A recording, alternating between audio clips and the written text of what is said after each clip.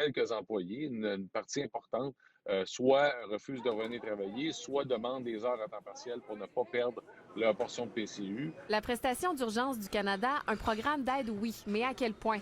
Avec le déconfinement, plusieurs entreprises peinent à trouver des employés. Des appels à tous les jours de commerçants désespérés par la difficulté de revoir suffisamment de main-d'œuvre en magasin. Et là, la problématique, c'est soit on diminue les heures d'ouverture des magasins, donc ça a un impact économique direct parce que moins d'heures égale moins de ventes, ou on va éliminer simplement des journées de vente parce que, encore là, on a de la misère à remplir les heures de travail. Ici, au Gym Le Chalet, on cherche de nouveaux travailleurs. La PCU fait en sorte que beaucoup de personnes peut-être souhaitent plus rester à la maison pour profiter de la belle saison, profiter de l'été, avant d'offrir un maximum d'heures de travail. Alors, c'est quelque chose qu'on cherche.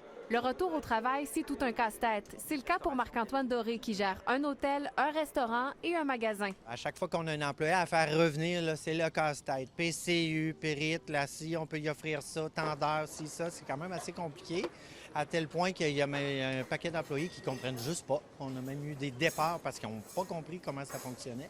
Ils ont même dû se résigner à laisser partir certains employés. On fait juste pas à côté la PCU, on fait juste pas. Quand il y en a un qui gagne, qui est à temps partiel, qui gagne 150$ par semaine, qui se retrouve à en faire 500, mais c'est OK, ciao, bye. Mais est-ce que le gouvernement aurait dû mieux encadrer la PCU?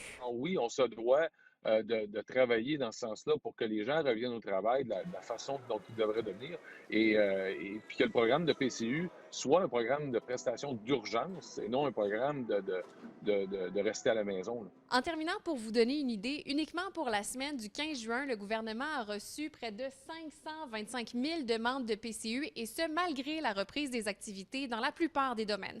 Pascal Robitaille, TVA Nouvelles, à Québec.